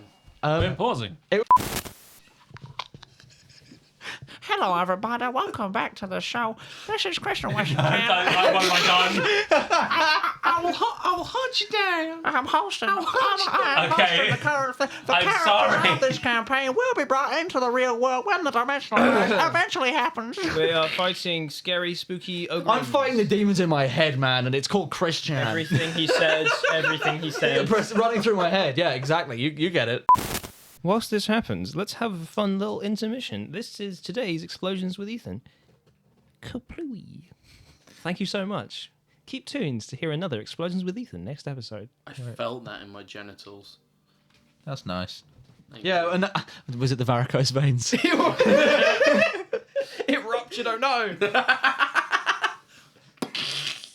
I felt it in my genitals. No, those are warts. God, you can really, I'm ribbed for her pleasure. you can really tell the before we've eaten versus after we've eaten. Yeah. Well, what's the difference? I think we're a lot more disgusting. Bop, now. bop, bop, bop. 6 is a 2, right? I'm definitely a lot closer yes. to shitting myself than beforehand, admittedly. Oh yeah, I mean you did scarf food. Yeah. It just reminds me of Bill Cipher. Always watching. And then he just disappears. No, that's the slug from Monsters Inc. No. But Yeah, they it's- both say that. He's looking up stats. I think the slug. From, you, Yeah. I think the slug from Monsters Inc. is more iconic. watching. No, Bill Cipher's the goat. He's I alright. was being sarcastic there because I can't even remember the slug from Monsters Inc.'s name. Raz. The problem is that genuinely people probably do know that character more. What? The slug. Because Yeah. of all the memes. Well, no, it's because of the movie she's in. And the She smokes. Mimi. She literally has the voice of a chain smoker. Yeah.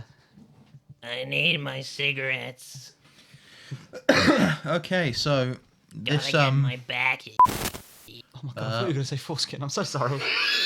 why would I say that? Behold my true face! Tiny face on his... and it's cheesy glory. There's a tiny face on his belly, and he goes, Hello.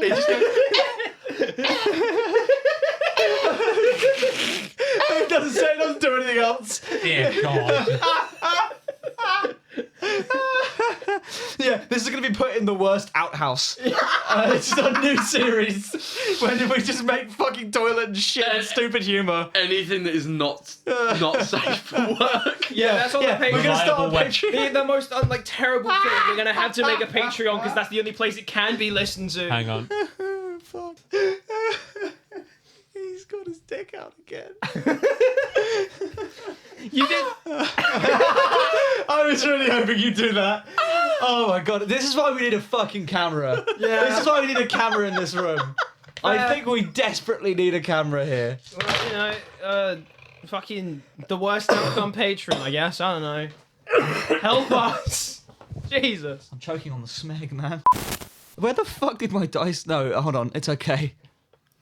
Oh, you really misplaced those 2 dice. Yeah, I know. You moved them and you were like, they don't exist. My object permanence is that of a toddler. Yeah. Excruciator. No, he's just horny for her. Damn. With his barbed penis, as described With before. his face Ribbed. penis. Sorry, ribbed, even worse. I have like a little dice tray listener, and I like to wedge the dice underneath a little lip, and I'm realizing that might not be the best idea. It's very unfortunate, you know? Anyways. This is going to be difficulty 5. Why did you say listener singular? Like this is one dude. Because they are probably only listening by themselves. Have you seen our average listener count? No. Have It's you? just no. Just making it up as you go.